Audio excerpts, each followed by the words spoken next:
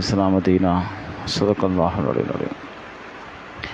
عن عمر بن الخطاب رضي الله تعالى عنه سمعت رسول الله صلى الله عليه وسلم قال إنما الأعمال بالنيات وإنما نوى ما يريد أو كما عليه الصلاة والسلام. எல்லா புகழும் சர்வ உலகங்களை எல்லாம் படைத்து தன்னினால் படைக்கப்பட்ட எண்ணிலடங்கா உயிரினங்களுக்கெல்லாம் உணவளித்து வருகிற ஏக இறைவனாகிய அல்லாஹ் ஒருவனுக்கே எல்லா புகழும். அவனுடைய கருணையும் மகத்துவமும் அவனால் அனுப்பப்பட்ட அத்துணை இறை தூதர்கள், இறுதி தூதர் எம்பெருமான ரசூலை கரீம் ஸல்லல்லாஹு அலைஹி வஸல்லம் அன்னார் மீதும், அந்த அன்னாருடைய அடிச்சுவற்றை வாழ்வின் அடிப்படையாக மாற்றி வாழ்ந்த சத்திய சஹாபாக்கள், சஹாபி பெண்மணிகள், நல்லோர்கள், மூமினான முஸ்லிமான ஆண் பெண் அனைவர்கள் மீதும் அல்லாஹுடைய கருணையும் மன்னிப்பும் நிறைவாக கிடைத்தொள்ளட்டுமாக. ஆமீன் யா ரப்பல் ஆலமீன். கண்ணியத்திற்கு மேலானவர்களே, எல்லாம் அல்ல அல்லாஹ்வின் நல்லடியார்களே, இறை தூதர்களில் இறுதி தூதராக இருக்கக்கூடிய அல்லாஹுடைய தூதர் பெருமானா ஸல்லல்லாஹு அலைஹி வஸல்லம் அவர்கள் தங்களுடைய 23 ஆண்டுகால வாழ்க்கையில் இந்த சமூகத்திற்கு சொன்ன செய்திகள் ஒரு புத்தகத்திற்குள் அடைக்கிட முடியாது. அவர்களுடைய வெறும் 23 ஆண்டுகள் வாழ்ந்த அந்த வாழ்க்கையினுடைய வரிகளை, வாழ்வியலை ஒரு புத்தகத்திற்குள் என்ன செய்ய முடியாது, அடக்கிட முடியாது.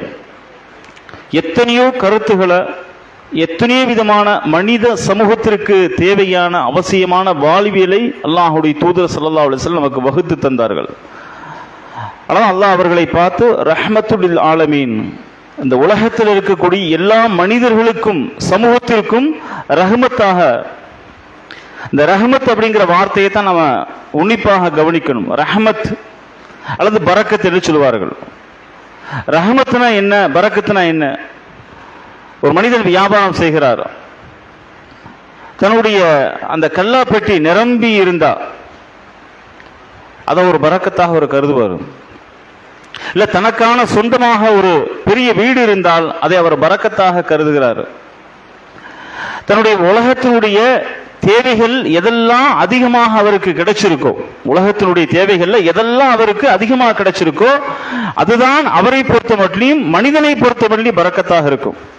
கண்கூடாக பார்க்கணும். காராக இருந்தாலும், வீடாக இருந்தாலும், பொருளாதாரமாக இருந்தாலும், எதுவாக இருந்தாலும் கண்கூடாக பார்த்து அதுல திருப்தி அடைகிற ஒன்றுதான் நமக்கு பரக்கத்தாக கவனிக்கப்படும்.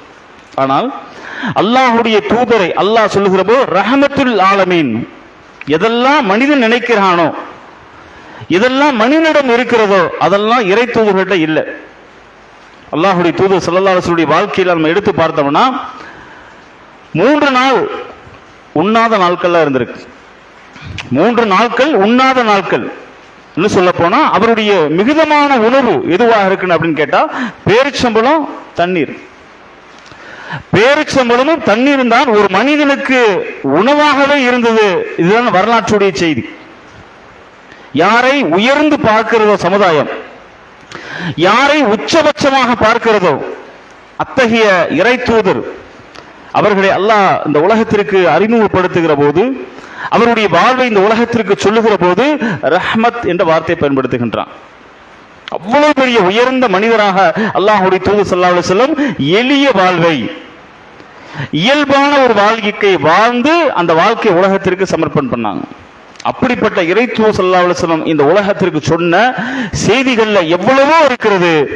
அதுல குறிப்பிட்டு சொல்லக்கூடிய செய்தி நாம் கவனத்தில் கொள்ள வேண்டும் என்றால் ஹஜ்ஜத்துல் விதால, இறுதி பேருரை என்று சொல்வார்கள்.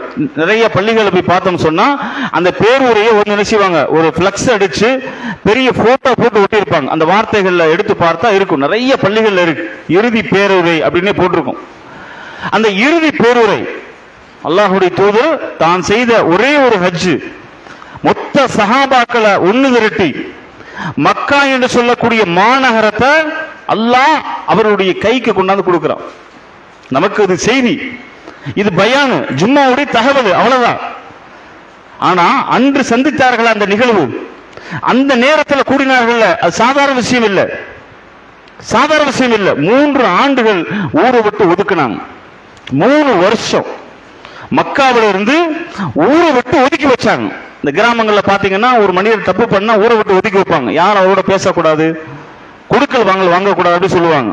ரொம்ப கஷ்டமான ஒரு வாழ்க்கை.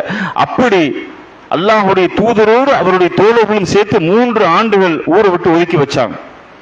பெருமானார் ஸல்லல்லாஹு அலைஹி வஸல்லம் தாயிப் நகருக்கு போய் இந்த மார்க்கத்தை மக்களுக்கு சொல்றாங்க. அங்கு புறக்கணிக்கப்படுது, வரலாறு நமக்கு தெரியும். திரும்பி வர்றாங்க.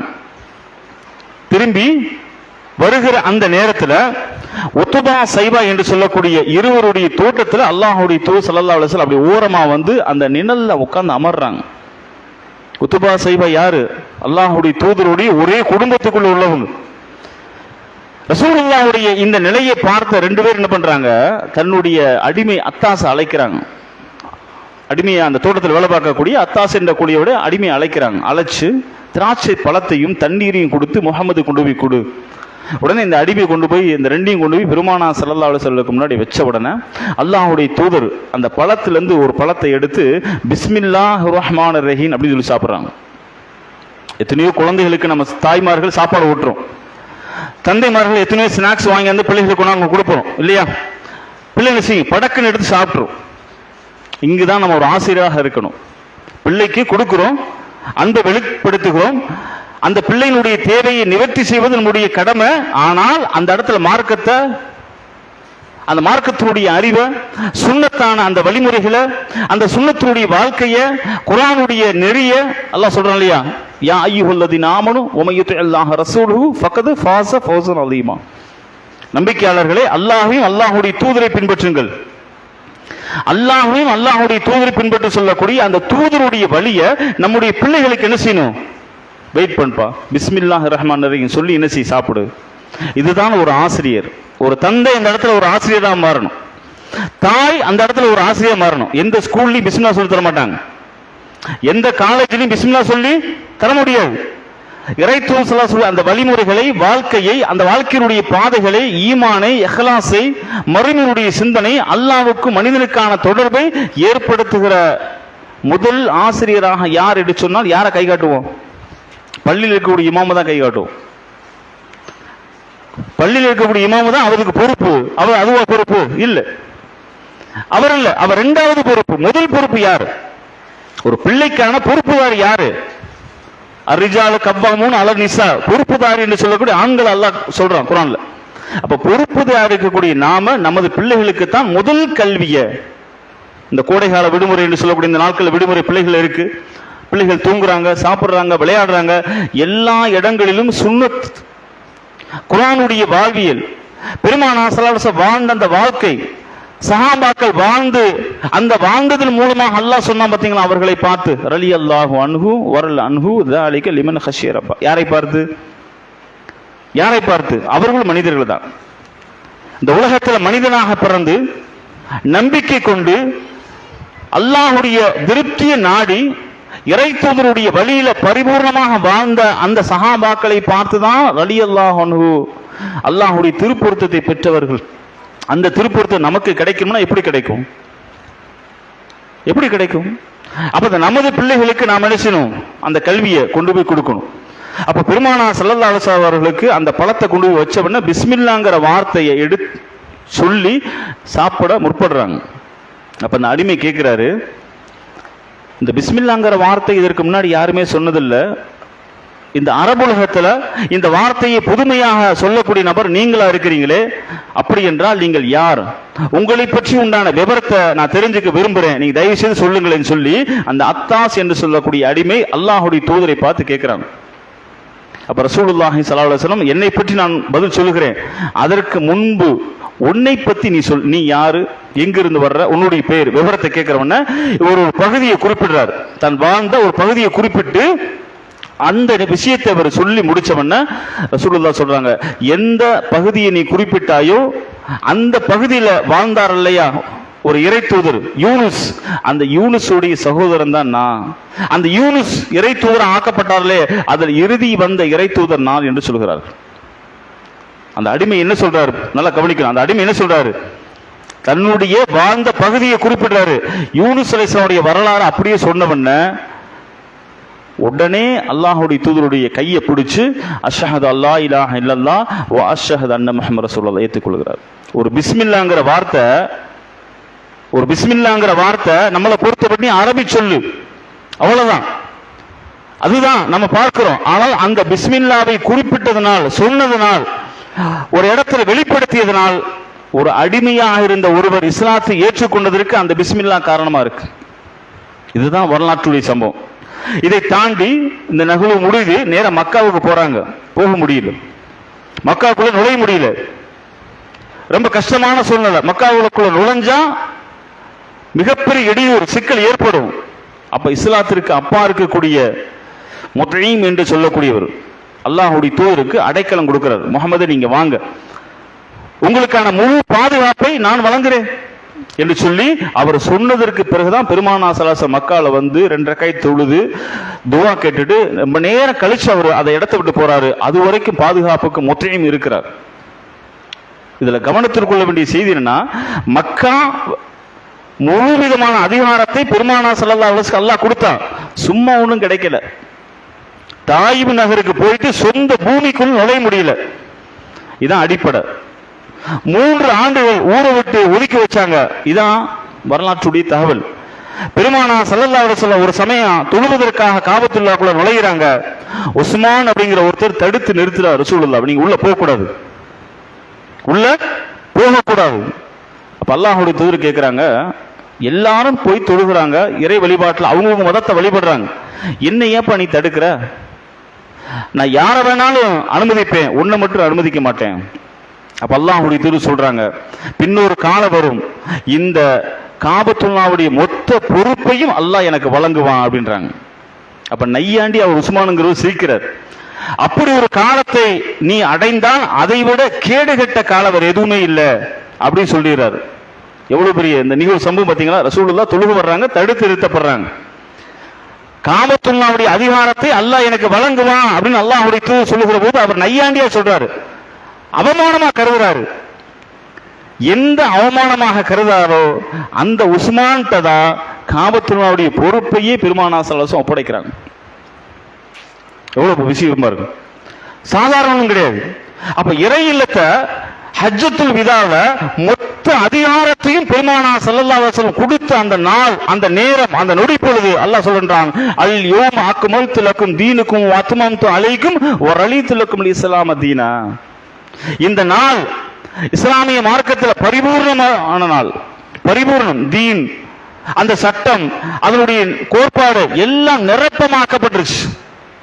இந்த ஆயத்திற்கு பின்னாடி அடுத்த ஒரு ஆயத்திற்கு ஒமா முஹம்மதுன் இல்லா ரசூல் கத் ஹலத் மின் கப்லு ரசூல், அல்லாஹ்வுடைய தூதராக இருக்கக்கூடிய இந்த முஹம்மது இறந்து விடுவார், இவருக்கு மரணம் ஏற்படும்.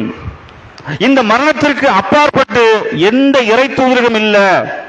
இதுவும் அதே செய்தான். மார்க்கம் நிறைவடைஞ்சிருச்சு. ஒண்ணு, முஹம்மதுக்கு இறப்பு ஏற்படும். இதுக்கு முன்னாடி வாழ்ந்த எல்லாரும் இறந்த நிலையில இவருக்கான இறப்பு இல்லாம ஏற்படுமா? எவ்வளவு பெரிய விஷயத்தை அல்லாஹ் சொல்ற பாருங்களேன். அப்படிப்பட்ட அந்த ஹஜ்ஜத்துல் விதால பெருமானா ஸல்லல்லாஹு அலைஹி வஸல்லம் இந்த உலகத்துக்கு சொன்ன செய்தி தான் பெரிய ஆச்சரியக்குரியமான செய்தி. அந்த ஹஜ்ஜத்துல் விதால சும்மா ஒண்ணு கிடைக்கல, மறுபடியும் அதை நம்ம உள்வாங்கணும். அந்த உணர்வுகளை, அந்த வரலாற்றுடைய கோரமான சம்பவத்தை, பெரும் துயரங்களை, பெருமிதமான இன்னல்களை, இடையூறுகளை, சுமையாரில் அவர்கள் கொலை செய்யப்பட்டது, சுமையாரில் கொலை செய்யப்பட்டு பிலால் அவர்கள் கொடூரமான முறையில் தாக்குதலுக்கு உட்படுத்தப்பட்டது. இன்னும் பல சஹாபாக்கள் இருந்தது. மக்காவை விட்டு மொத்த மக்களும் குடியேறியது. மக்காவை விட்டு மொத்த பேர் மதீனாவுக்கு குடியேறினாங்க. அவ்வளவு விரிவான சம்பவத்திற்கு பிறகுதான் இந்த ஹஜ்ஜத்துல் விதால அல்லாஹ்வுடைய தூதருடைய கையில் இந்த காபத்துல்லாஹ் ஒப்படைச்சான். ஆனால் ரசூலுல்லாஹி ஸல்லல்லாஹு அலைஹி வஸல்லம் வாழ்ந்த பூமி, பிறந்த பூமி, ரசிச்ச பூமி, விரும்பின பூமி, தான் பெரிதும் விருப்பம் கொண்ட அந்த மண்ணில் அல்லாஹ்வுடைய தூதர் வாழல. அதான் ஆச்சரியமான விஷயம். எந்த பூமியை பெரிதாக விரும்பி நேசிச்சு வாழ்ந்தார்களோ அந்த பூமியை அல்லாஹ் அப்படியே ஒப்படைத்தான். ஆனா அந்த பூமி நினைச்சல அல்லாஹுடைய தூதர் வாழ கடைசி வரைக்கும் மதீனால தான் வாழ்ந்தாங்க, அங்குதான் வஃபாத்தானாங்க. நமக்கு வரலாறு தெரியும். இந்த நிகழ்வுல இருக்கக்கூடிய சம்பவத்தினுடைய அடிப்படை செய்தி என்ன? இந்த ஹஜ்ஜத்துல் விதாவுல இந்த சமுதாயத்திற்கு, மனித இனத்திற்கு சொன்ன செய்தி என்ன? அதான் இங்க அடிப்படையான விஷயம். அல்லாஹ் குர்ஆன்ல சொல்றான் இல்லையா, சூரத் அன்-நிசாவுல, யா அய்யுஹன் நாஸ் இத்தகு ரப்பக்கும் அல்லதி ஹலககும் மின் நஃப்ஸின் வாஹிதா வ ஹலக மின்ஹா ஸௌஜஹா வ பஸ்ஸ மின்ஹுமா ரிஜாலன் கஸீரன் நிஸா. இந்த ஆயத்தை அதிகமா பாத்தீங்கன்னா திருமணம் நடக்கல, திருமணம் நடக்கும்போது இதைத்தான் ஓதுவாங்க. சில இடங்களை பார்த்தீங்கன்னா திருமணம் நடத்தி வைப்பாங்கல்ல, ஒப்பந்தம். அப்ப இமாம் இந்த ஆயத்தை ஓதுனதுக்கு பிறகுதான் ஒப்பந்தமே நடக்கும். இந்த ஆயத்தினுடைய பொருள் என்ன? இந்த ஆயத்து திருமணத்திற்கா? இல்ல. அந்த ஆயத்தில் சொல்லப்பட்ட செய்தி என்ன? யா அய்யுஹன் நாஸ், மக்களே.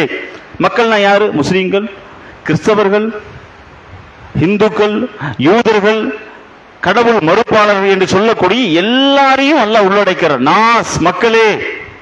அந்த நாஸ் அப்படிங்கிற அந்த வார்த்தைக்கும் முன்னாடி ஓதணும் பாத்தீங்களா, யா அய்யுஹல்லதீன ஆமனு அப்படிங்கிறதுக்கு ரொம்ப வித்தியாசம் இருக்கு.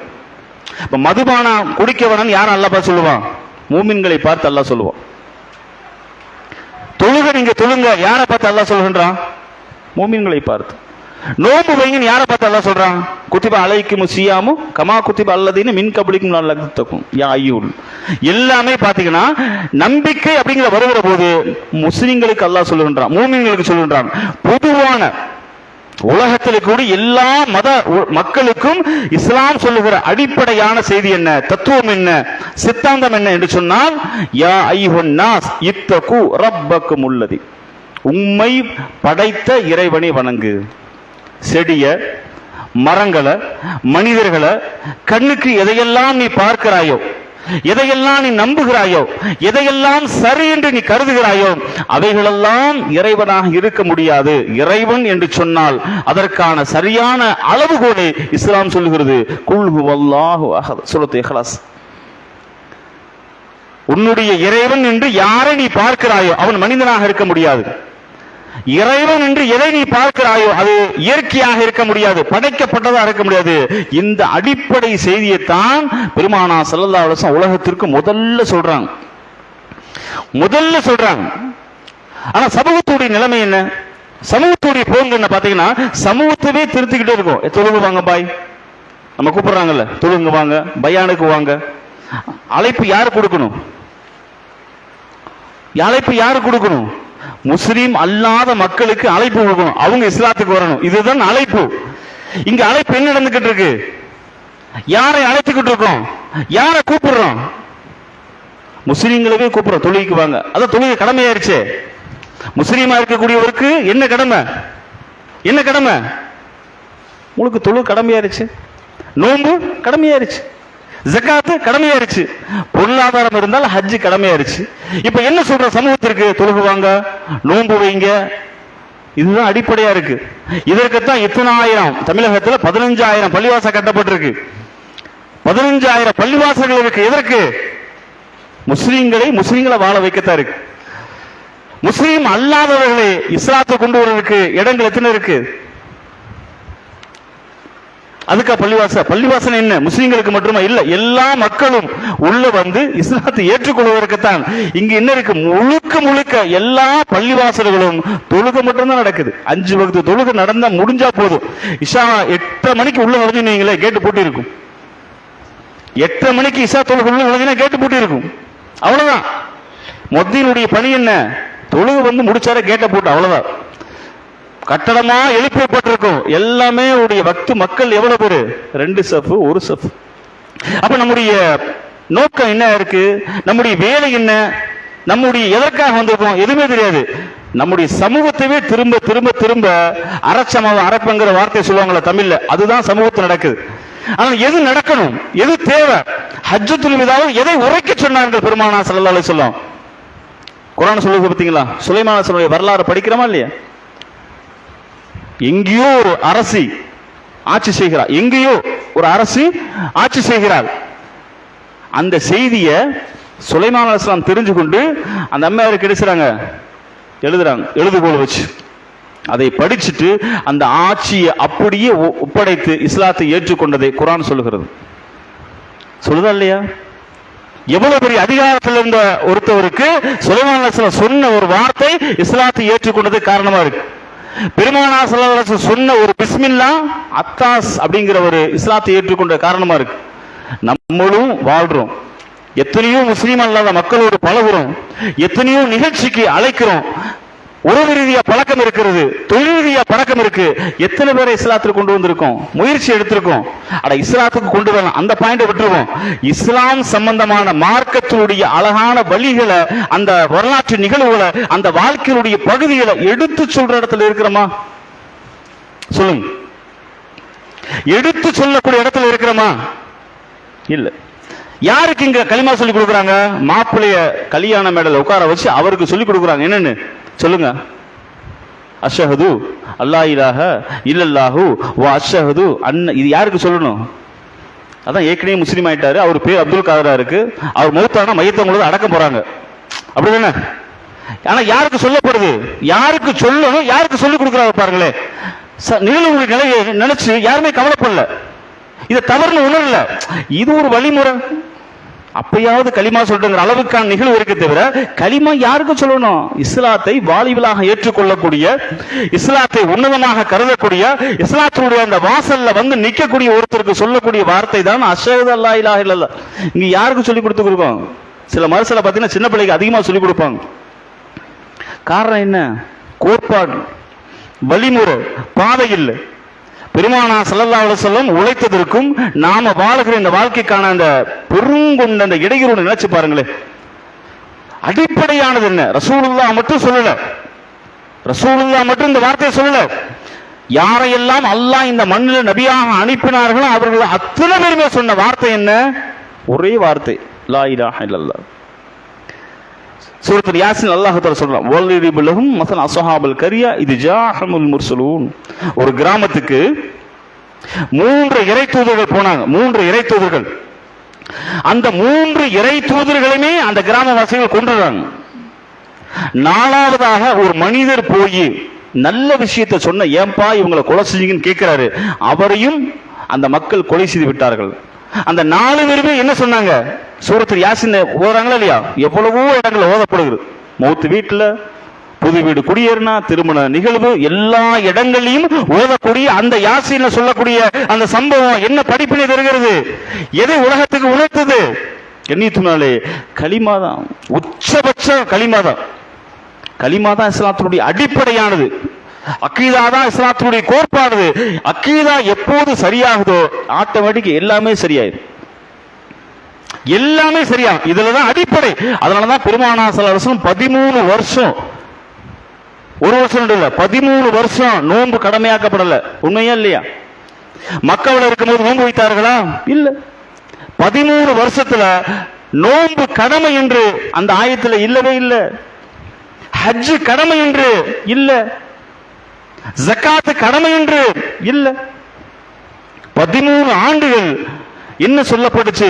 என்ன நெறிகளை அந்த மக்களுக்கு அல்லாஹ் இறக்கினான்? எதை பெருமானார் சொன்னார்கள் அப்படி பார்த்தா கணிதமலே அக்கீதா கொள்கையை தான் சொன்னார்கள். முதல் ஆயத்து என்ன?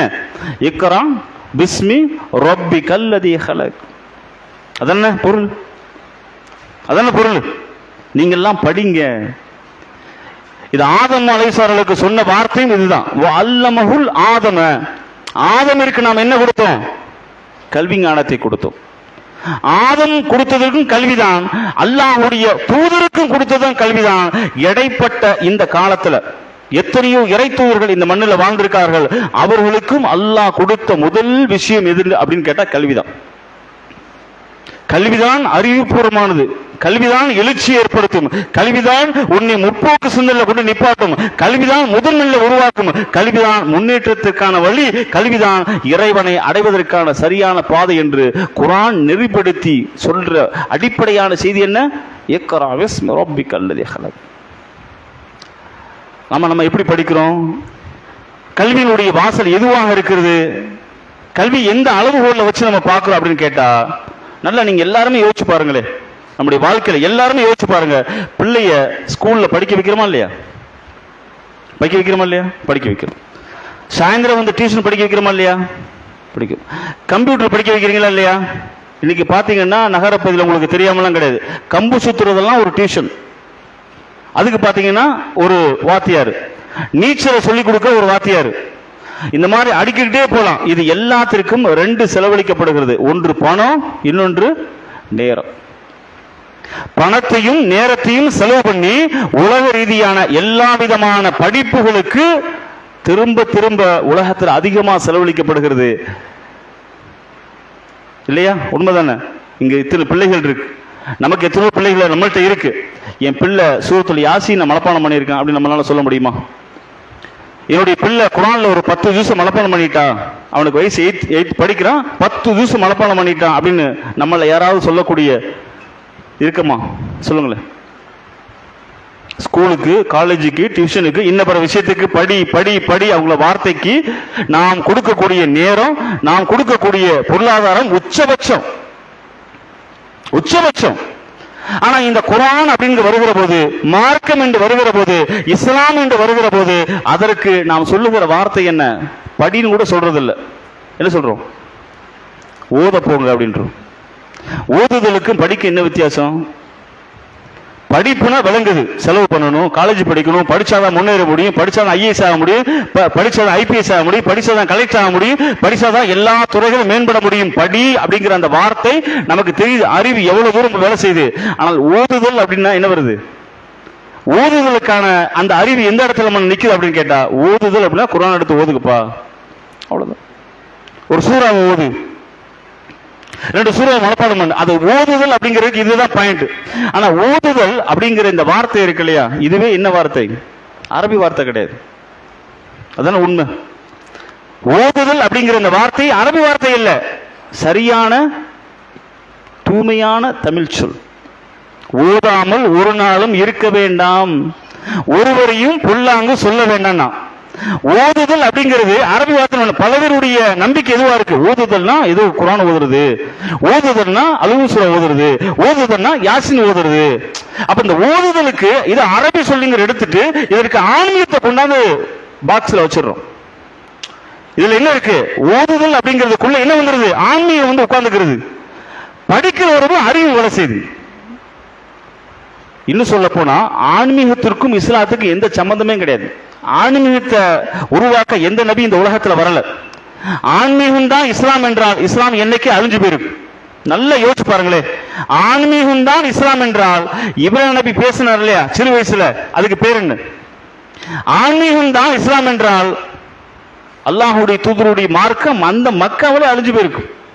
ஆன்மீகத்திற்கும் இஸ்லாத்துக்கும் எந்த சம்பந்தமே கிடையாது. ஆன்மீகத்தை இஸ்லாம் காட்டல, வழிவகுக்கல, அந்த பாதையில வானு கூட கூப்ப கிடையாது. அறிவு தான் இஸ்லாம், அறிவு தான். அதனாலதான் சொன்னேன், இக்ரா பிஸ்மி ரப்பிக்கல் லதீ ஹலக்.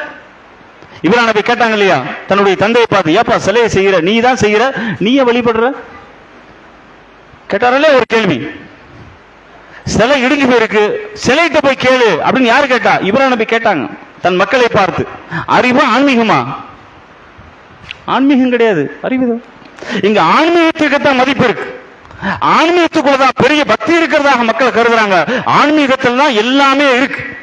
ஆன்மீகத்தில் என்ன யூஸ் அப்படின்னு கேட்டா, அதிகபட்சம் 5 ரூபாய்க்கு விற்கக்கூடிய எலுமிச்சம்பழம் 50,000 ரூபாய்க்கு விற்கலாம், 500 ரூபாய்க்கு கூட விற்கலாம் இல்லையா? இந்த கட்டியிருக்க பார்த்தீங்களா ஒரு கயிறு, இதே கயிறு மாதிரி கருப்பு, பச்சை, மஞ்சள் 2 ரூபாய்க்கு கயிறை வாங்கி எவ்வளவுக்கு விற்கலாம்? 100 ரூபாய்க்கு இதே திண்டுக்கல்ல வித்துடலாம், நல்ல வியாபாரம் நடக்கும். ஏன்? ஏன்? ஆன்மீகம். ஆன்மீகம் என்று ஒன்று இருக்கனாலதான் 2 ரூபா கயிறு 100 ரூபா, 5 ரூபா எலுமிச்சம்பழம் உச்சபட்சமா விற்குது. ஆன்மீகத்துக்கு பாத்தீங்கன்னா எலுமிச்சம்பழம், பேரிச்சம்பழம், பழங்கள் எல்லாமே தட்டு தட்டா வந்து உட்காரும். இப்ப தொழுகிற பாத்தீங்களா, இது ஆன்மீகம் கிடையாது, இது அறிவியல். அதனாலதான் பழமெல்லாம் முன்னாடி இல்லை. பழங்களை வச்சு தொழுகிறோமா? இல்ல. ஏன்? இது ஆன்மீகம் இல்ல. ஆன்மீகத்தை அல்லாஹ்வுடைய தூதர் காட்டல. ஆனால் ஆன்மீகத்தை ஓங்கி தூக்கி பிடிக்கிறோம். ஆன்மீகத்தை வச்சுதான் எல்லாமே நடக்குது. மற்ற மதங்களும் விட்டுருவோம், இஸ்லாமிய மார்க்கத்துல வாங்க. ஆன்மீகத்திற்கும் இஸ்லாத்துக்குள்ள சம்பந்தம் இல்லை. அதனாலதான் இஸ்லாம் சொல்லுகிறது, ஆன்மீகத்தை தூக்கி தொடச்சி எரிஞ்சிரு. அறிவுதான். அஃபலா ததப்பருல் குர்ஆன், குர்ஆனை சிந்தின்னு சொல்லுது.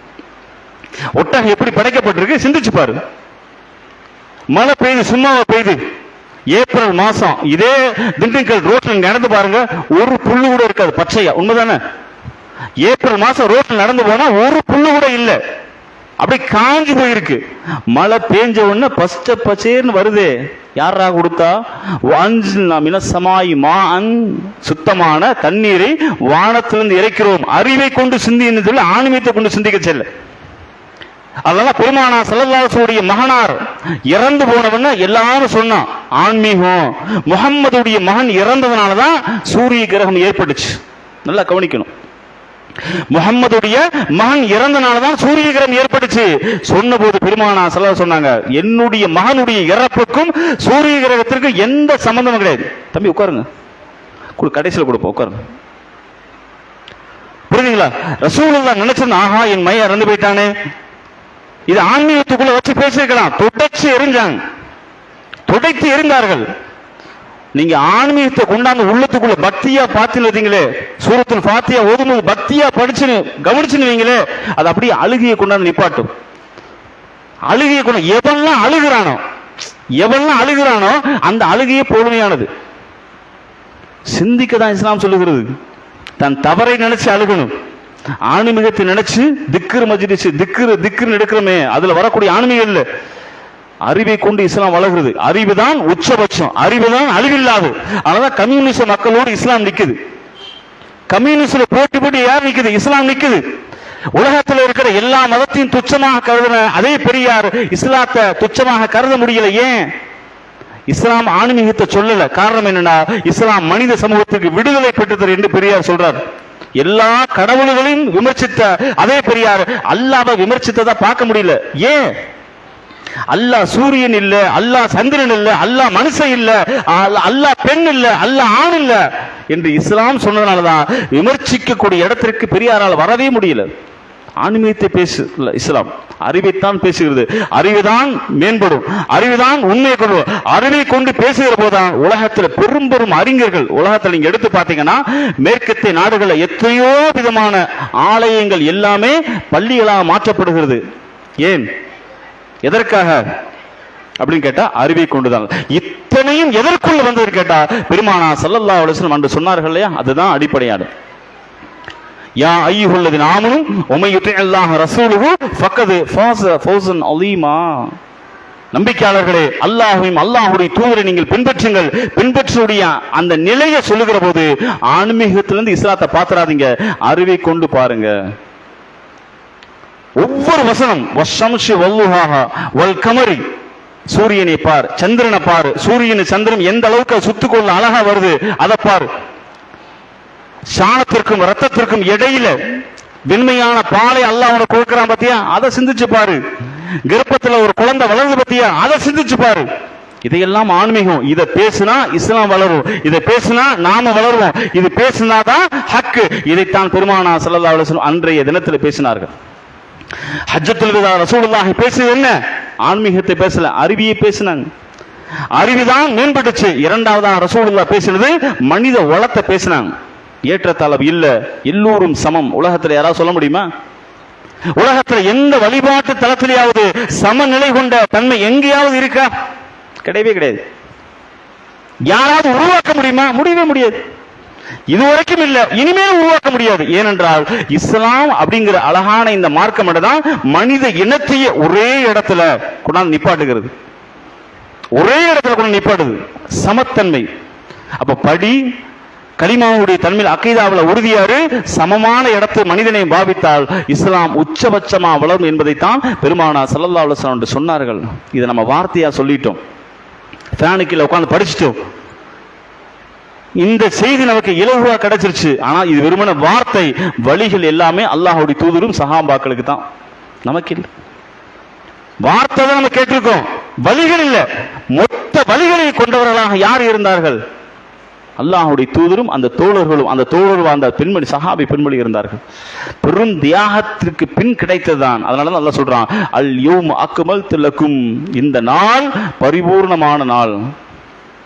அந்த நாளை நாம் பெற்றிருக்கிறோம், அந்த இஸ்லாத்தை நாம் பெற்றிருக்கிறோம், அந்த அல்லாஹ்வுடைய தூதர் இறை தூதர் நாம் ஏற்றிருக்கிறோம், அந்த குர்ஆனை இறையினுடைய வழியாக ஏற்றிருக்கிறோம். அப்படிப்பட்ட நாம் அல்லாஹ் எதை சொன்னானோ, அல்லாஹ்வுடைய தூதர் எதை நமக்கு வழிகாட்டி தந்தார்களோ, இந்த இரண்டு பாதையிலும் சரியான முறையில் வழி நடந்தால் நிச்சயமாக இம்மையும் மறுமையும் வெற்றி கொள்ளதாக இருக்கும். அப்படிப்பட்ட வழிகள் அல்லாஹு தஆலா நாம் அனைவருக்கும் தர வேண்டும் என என்னிடத்தில் பிரார்த்தனை செய்தவனாக எனது முதல் உரை நிறைவு செய்கின்றேன்.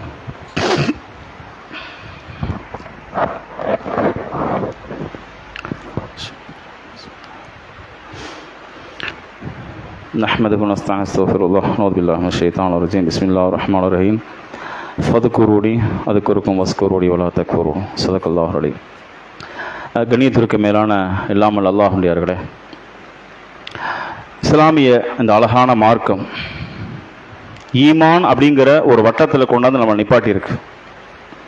இது அல்லாஹ் நாடியதுனால தான் நமக்கு கிடைச்சிருக்கு. யூத்துல் ஹிக்மத மையஷாவும் ஃபகது ஊத்திய ஹைரன் கசீரா. யாருக்கு அல்லாஹுக்கு நேர்வழி நாடுகிறானோ அவர்களுக்கு ஹிதாயத்தை தருகிறான். அப்போ அல்லாஹுடைய அருளால் நமக்கு கிடைத்த இந்த இஸ்லாத்தை கடைசி வரைக்கும் நம்ம எப்படி காப்பாற்றுறது, கடைசி வரைக்கும் எப்படி காப்பாற்றுறது, அதற்கு வழி என்னன்னு கேட்டா, நம்மளை முழுவதுமாக குர்ஆன் சுன்னாவுடைய பகுதியில் ஒப்படைச்சிடணும். ஆனா ஒப்படைக்க முடியாத காரணம் என்ன அப்படின்னு கேட்டா, பொதுவாக நமக்கு மனித இனத்துக்கு இருக்கக்கூடிய இயற்கையான சில எண்ணம் வார்த்தை எதுவும் அப்படின்னு கேட்டா, முடியாதுங்க, நடக்காதுங்க, திண்டுக்கெல்லாம் முயற்சி பண்ணி என்ன ஆக போகுது, பிறந்ததுல இருந்து பார்த்துக்கிட்டு இருக்கேன். யார் சொல்லுவோம், பிறந்ததுல இருந்து பார்த்துக்கிட்டு இருக்கேன், என்ன நடக்க போகுது, என்ன ஆயிர போகுது. இது எல்லாமே அவநம்பிக்கையான வார்த்தை. இது தவிர்க்கப்படணும். அதனால அல்லாஹ் சொல்றான், ஃபதுகுரூனி அதுகுருக்கும். ஃபதுகுரூனி, அல்லாஹ் உதவி செய்ய அப்படின்னு கேட்டுக்கிட்டே இருக்கிறதில்ல. சூரியன் வெளிச்சம் இருக்கிறதுனால தான் இன்னைக்கு நம்ம உட்கார்ந்துருக்கோம். இந்த காற்று நம்ம இருக்கிறனால சுவாசிக்கிட்டு இருக்கோம். இது எல்லாமே ரப்பு நமக்கு கொடுத்துக்கிட்டே இருக்கிறான். நான் என்ன பண்ணேன், கேள்வி அதுதான். என் ரப்பு எனக்கு எல்லாமே செஞ்சுக்கிட்டு தான் இருக்கிறான். நான் என் ரப்புக்கு என்ன பண்ணேன். அதனால ஃபதுகுரூனி அதுகுருக்கும், நீ அல்லாஹ்வை நினை, அல்லாஹ் உன்னை நினைப்பான். நீ ஒரு அடி வந்தா அவன் 2 அடி வருவான், நீ நடந்தால் அவன் ஓடி வருவான். அப்ப இது இந்த இடத்துல என்ன சொல்ல வர அல்லாஹ் தஆலா, முயற்சி என்பது உன்னிடத்தில் இருக்கணும். மன் ஜத்த வஜத, நீ முயற்சி செய்தால் அதை அடைந்து கொள்வாய். இன்னமல் அமாலு பின்னியத்தி, உன்னுடைய எண்ணத்தை போன்றுதான் எல்லாமே இருக்கு. நீ முயற்சி பண்ணு. இஸ்லாமிய மார்க்கத்தினுடைய அடித்தளமே அதுதான். நம்ம சாப்பிட வீட்டினுடைய வேலைகளை செஞ்சிருவோம். அரிசி வாங்கி கொடுக்கணுமா, பருப்பு வாங்கி கொடுக்கணுமா, கரண்ட் பில்லு கட்டணுமா, வாடகை கட்டணுமா, ஸ்கூல் ஃபீஸ் கட்டணுமா, வீட்டினுடைய எல்லா பணிகளையும் என்னால் செய்ய முடியும். அதற்கு பொறுப்புதார் யாருங்க, அல்லாஹ் நான் சொல்றோம். அல்லாஹ் சொல்றோமா, இந்த மாசம் வாடகை கட்டணும் அல்லாஹ் சொல்றோம் இல்ல, அல்லாஹ் கொடுப்பான், நான் கட்டிடணும். அப்ப இந்த வேலை என்ன கொண்டுதான் நடந்தே ஆகணும் அப்படிங்கிற இடத்துல நம்ம இருக்கிறோம். ஆனால் மார்க்கம் என்று வருகிற போது என்ன சொல்லுவோம், பாபர் மசீத் இடிச்சிட்டாங்க, அல்லாஹ் பார்த்துக்குருவாங்க. அந்த பள்ளியை இடிச்சிட்டாங்க, அல்லாஹ் பார்த்துக்குருவான்.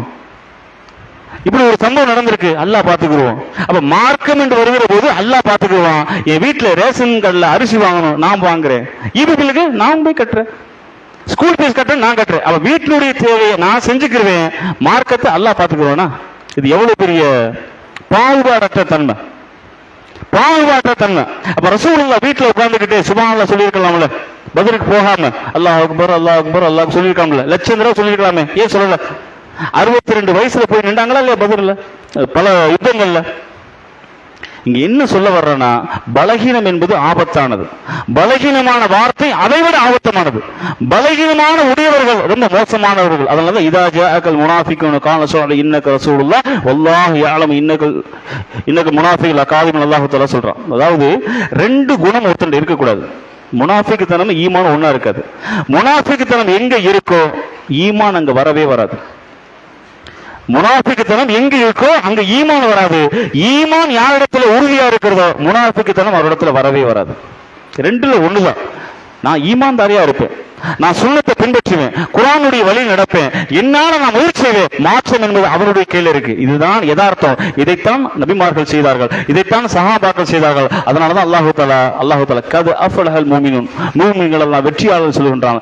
அந்த வெற்றியை நாமும் அடைவென்றால் இறை நம்பிக்கையோடு பணி செய்ய வேண்டும் என்கின்ற உன்னதமான இறை வழியை பின்பற்றி வாழுகிற நிலை நாம் இருப்போம். அதற்கான வழிகள் அல்லாஹு தஆலா நம் அனைவருக்கும் ஏற்படுத்தி இரவத்திலே பிரார்த்தனை செய்தவனாக எனது உரை நிறைவு செய்கிறேன். ரப்பனா ஆத்தினா ஃபித் الدنيا حسنة وفي الآخرة حسنة وقنا عذاب النار. واخر الحمد لله رب العالمين. السلام عليكم ورحمة الله وبركاته.